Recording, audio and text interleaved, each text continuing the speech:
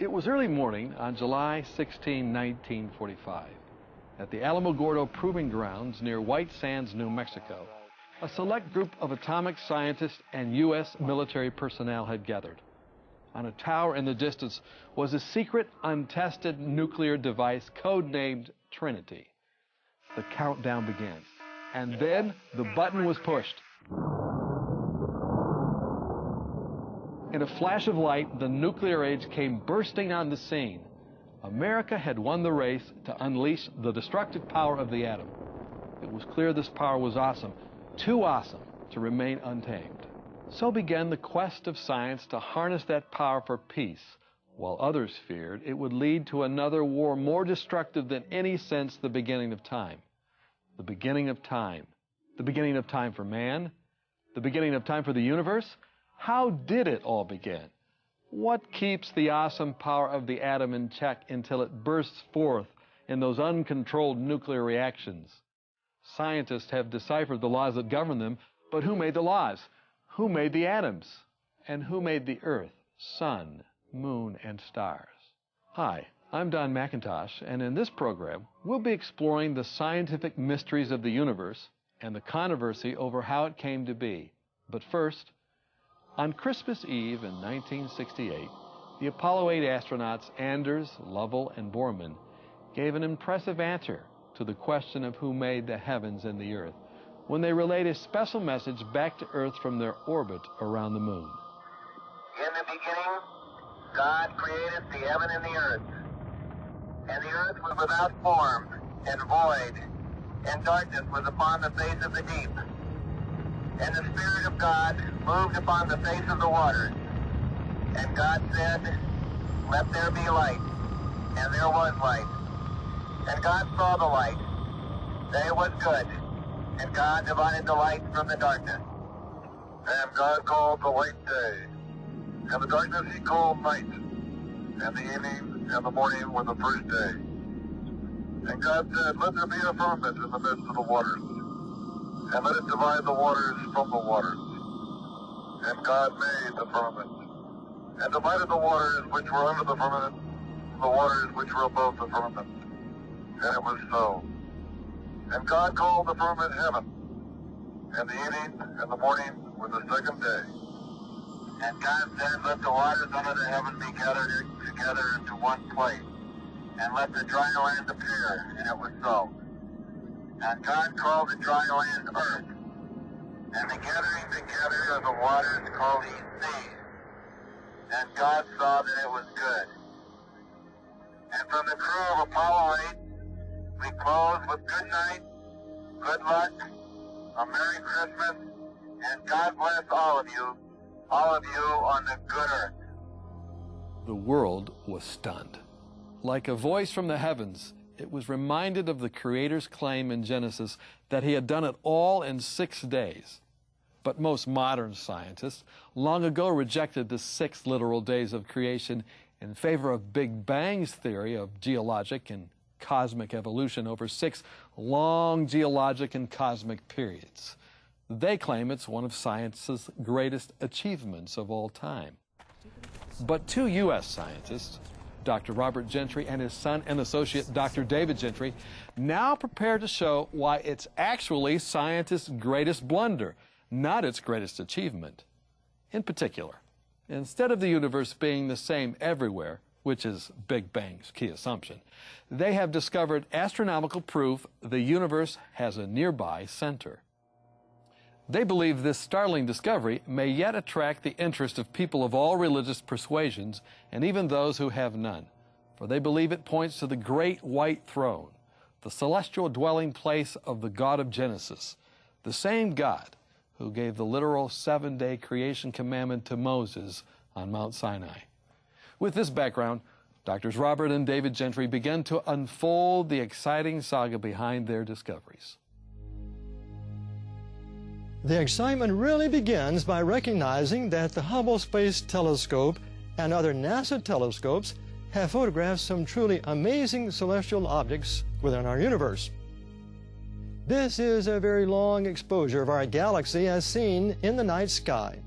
We see it here from inside, looking edge-on through its disk, of billions of stars interlaced with vast clouds of dust and gas, hundreds of thousands of light years in size.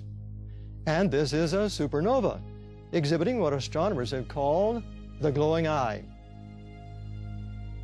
Then we have NGC 49's cosmic blast. And then the Ant, a planetary nebula surrounding the dying sun-like star Menzel 3. Another exploding star caused the Eskimo Nebula. It's about 5,000 light years from Earth in the constellation Gemini. A complex of mixed nebulosity surrounding the triple star Rho Ophiuchus and the yellow giant Antares. And here's the amazing NGC 346 in the Small Magellanic Cloud. Another exploding star, 3,000 light years away in the constellation Draco, created the Cat's Eye Nebula. B838 Monocerotis is from a burst of light traveling outward and illuminating shells of gas and dust ejected from the central star and has been likened to Van Gogh's Starry Night. And here are the fabulously exotic pillars of creation in the Eagle Nebula. They're actually spires of rarefied gas and dust hundreds of light years long. And here's a close-up of the beautiful Orion Nebula that we'll see more of later on. These two closely spaced galaxies, nicknamed the Mice, are 300 million light years away in the constellation Coma Berenices. The variety of shapes and the sizes of galaxies is unbelievable. Take, for example, the barred spiral NGC 1300. And then the starburst galaxy. Here we have Hoag's Object Strange Ring Galaxy. And here is the Antenna Galaxy, showing the interaction of two spiral galaxies.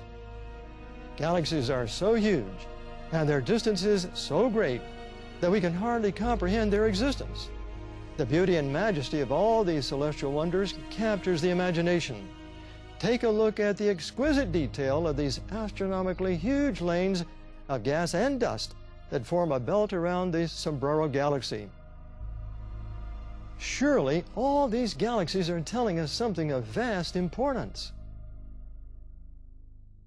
To see what it is, we turn to this special Hubble Space Telescope photo that took 11 days or 1 million seconds to expose in 2003 as the telescope orbited the Earth. It shows several thousand galaxies in a little speck of space the size of a pinhead. It's aptly named the Hubble Ultra Deep Field because it recorded galaxies more distant than any ever seen before and leads to the estimate that throughout the cosmos there are over several hundred billion galaxies, each with over 100 billion stars. Many small green circles have now been drawn on this image, each one containing the most distant galaxies ever seen. But when magnified, we see that all of them are red. Why? We'll focus on this shortly. For now, we note these distant galaxies must reach almost to the edge of the visible universe.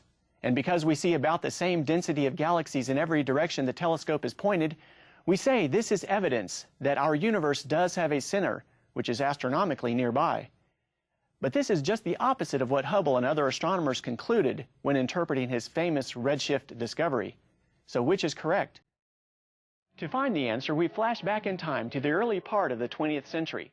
By then, astronomers like Edwin Hubble knew that the Doppler effect could cause spectral line shifts due to the relative motion of the source and observer. A shift toward the blue end of the light spectrum, called a blue shift, was interpreted as motion toward the Earth, and a shift toward the red end, called a red shift, was interpreted as motion away from the Earth. Here's a real astronomical illustration of the Doppler effect. The gases swirling around a distant galactic disk that are moving toward Earth produce a blue shift. Those moving away produce a red shift.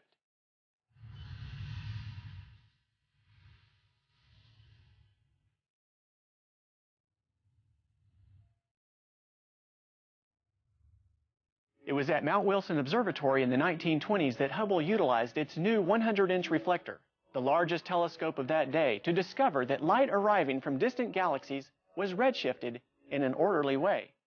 In 1929, he published his findings. The greater the redshift, the greater the distance a galaxy was from the Earth. This was a monumental discovery, as shown in this graphic. that modern astronomy has confirmed. It was also very puzzling. Hubble and other astronomers had observed redshifts of different galaxies but didn't recognize the systematic trends. Previously, the universe was thought to be static and unchanging. Now it was shown to have an unexpected kind of order. This animation illustrates how the redshift increases as a galaxy moves further and further from the Earth. The preeminent question was, and still is, what assumption should be used to interpret Hubble's discovery? Before discussing Hubble's assumptions and the conclusions he drew, we first determine the outcome if the Doppler interpretation is used. In that case, these graphics clearly show that galaxies both far and near are receding from us, spreading out from us, if you please, in an orderly manner. The spherical symmetry of the galactic recession from our observation point is again extraordinary evidence of the existence of a nearby center of the universe. Why then didn't Hubble report this discovery over 75 years ago? The answer is in his 1937 book, The Observational Approach to Cosmology. On page 51, he stated, "The unwelcome supposition of a favored location must be avoided at all costs." On page 59, he spoke of ways to escape the horror of a unique position, which was also said to be intolerable.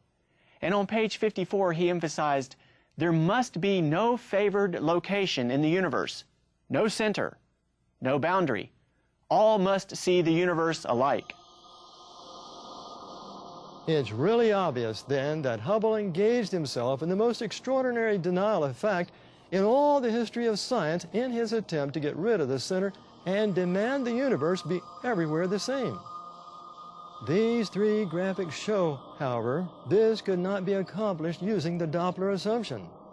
If, for example, observer number 1 sees redshifts of galaxies moving away from his position, and a distant observer number 2 sees redshifts of galaxies moving away from his position, then each will observe a universe full of blue-shifted galaxies mixed in uniformly with red-shifted galaxies. But this is not observed. So it's impossible to get rid of the center using the Doppler interpretation of Hubble's redshift discovery. So, how did Hubble and all astronomers since then evade it? This they did by adopting a new untested assumption about redshift called space-time expansion. As this illustration shows, space-time expansion assumedly causes light to be redshifted as it travels across the universe, independent of the Doppler effect. It was postulated to cause galaxies to move apart and wavelengths of light to expand as space itself expanded. This idea was adopted over 70 years ago, but remained untested until David and I did so and found proof it has always been wrong. The reason? Light wavelength expansion means the loss of energy. The total non-conservation of energy loss of all the light particles in the universe due to this imaginary process equals over 30 million times the mass of the universe. Details of this are available on the Internet report Archive GRQC 9806061 at orionfdn.org. Galaxy motion is also assumed to be magically affected somehow, causing each galaxy to move away from every other galaxy as space itself expands, and in this way make it appear the universe is everywhere the same. But it's easy to show it's the greatest scientific blunder of all time. All we have to do is examine what 3 of the greatest authorities on the Big Bang say when trying to convince their physics graduate students that it is genuine. Of all the disturbing implications of the expansion of the universe, none is more upsetting to many a student on first encounter than the nonsense of this idea. The universe expands, the distance between one cluster of galaxies and another cluster expands, the distance between Sun and Earth expands, the length of a meter stick expands, the atom expands. Then how can it make any sense to speak of any expansion at all? Expansion relative to what? Expansion relative to nonsense. Only later does he realize that the atom does not expand, The meter stick does not expand. The distance between Sun and Earth does not expand. Only distances between clusters of galaxies and greater distances are subject to the expansion. Only at this gigantic scale of averaging does the notion of homogeneity make sense. Not so at smaller distances. No model more quickly illustrates the actual situation than a rubber balloon with pennies affixed to it, each by a drop of glue. As the balloon is inflated, the pennies increase their separation one from another, but not a single one of them expands. From the book Gravitation by C.W. Misner, Kip Thorne, and J.A. Wheeler, published by W.H. Freeman and Company, 1973, page 719 and section 27.5. Here is the balloon doublespeak illustration that Misner, Thorne, and Wheeler's book uses to intimidate their graduate students to accept expansion. But the simple example of galaxies projected on screens at increasing distances from a projector reveals the fatal flaw in their illustration. They show that expansion, if it ever existed, would cause galaxies to expand in size as well as separate from each other. Here is another illustration proving the same point. Namely, if expansion had ever existed, galaxies would have expanded into smithereens. Obviously, no galaxies would ever have formed in the first place.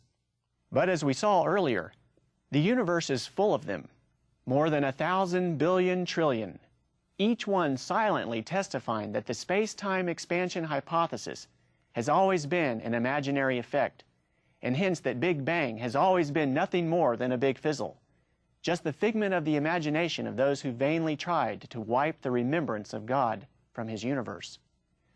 While the Big Bang collapses under its own contradictions, we now begin to understand the true significance of Hubble's discovery. There really is a nearby center of the universe. And this cosmic center of the universe illustration shows how galaxies diminish in size and increase in redshift as they move further from the center. So what is the significance of the center? What does it all mean? In Isaiah 40, verse 21, the Bible speaks of God spreading out the heavens, an obvious reference to the expansion of the universe we've been discussing. Also obvious is that their outward motion, their spreading out, implies there is a point of origin, a definite location from which they are spreading out from. Which point could that be? In Psalm 103:19, the Bible says, "Thy throne, O Lord, is established in the heavens," which we also identify with the location of the great white throne described in Revelation 20, verse 11. It's just that simple. In fact, this graphic briefly illustrates the new cosmic model. It contrasts visible galaxies receding from the nearby center with our recently discovered outer shell of galaxies that encloses the visible universe.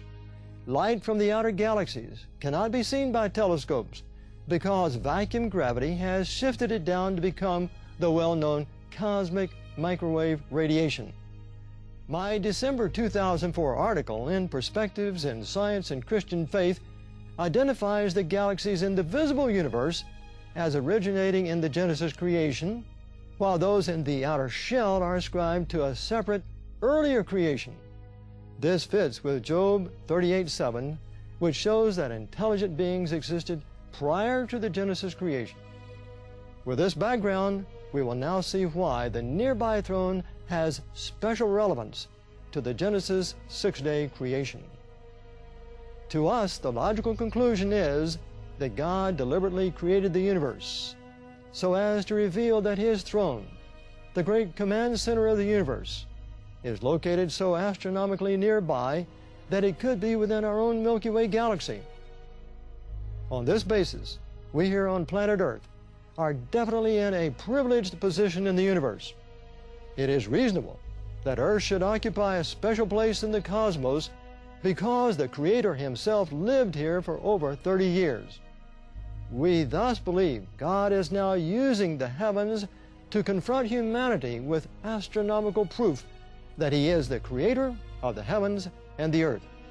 Moreover, this view exactly fits with our earlier scientific discoveries of Earth's rapid creation and young age, as shown in our earlier videos titled Fingerprints of Creation and the Young Age of the Earth, and my book, Creation's Tiny Mystery. More information on these resources is available at halos.com and orionfdn.org.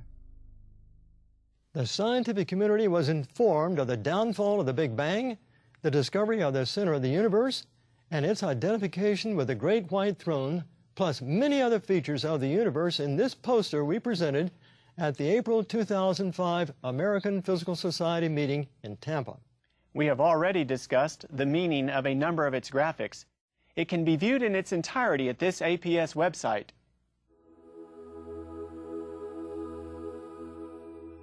Along with this, it's fascinating to think about what we would find if we were to travel to the throne itself.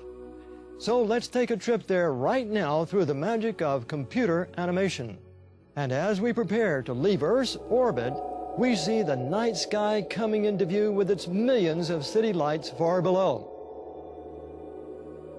The sun blazes into view along with the constellation of Orion, and we begin to accelerate, passing our sun at 10 times the speed of light. Years ago, I suggested in a scientific publication that the Orion Nebula was the space corridor to the throne, and now as we approach the stars making up the constellation, each one a different distance from Earth, we're going over 1 million times the speed of light. As the stars of Orion pass behind us, the Orion Nebula, 1,500 light years away from Earth, looms larger and larger as we begin our deceleration. This nebula is a vast cloud of rarefied gases and dust 100 light years across. It is illuminated and being boiled away by this handful of very bright and very hot blue-white giant stars called the trapezium. Hundreds of smaller sun-like stars form a cluster around them. As we pass through the cloud and emerge on the other side, we see heaven itself and the throne of God described in Revelation 21:16 as being a glorious city, 350 miles square. Verses 19 and 20 tell us its foundation is made of 12 layers of precious gemstones and surrounded by a 250-foot high wall containing 12 gates, 3 on each side. As we enter through one of the huge pearl gates described in verse 21, we see within the city, on top of its huge mountain, spoken of in Isaiah 14:13 and Revelation 14:1, the indescribably glorious and holy throne room of God pictured in Revelation 4. We reverently enter and approach closer to His throne, and there before us, according to Hebrews 8:1 through 6 and Revelation 11:19, is the same fourth commandment of the 10 given to Moses on Mount Sinai, which tells us of God creating the visible universe in 6 days and resting on the seventh-day Sabbath. Jesus tells us in Matthew 5:18 that it has never been changed and that He is there now representing us before God.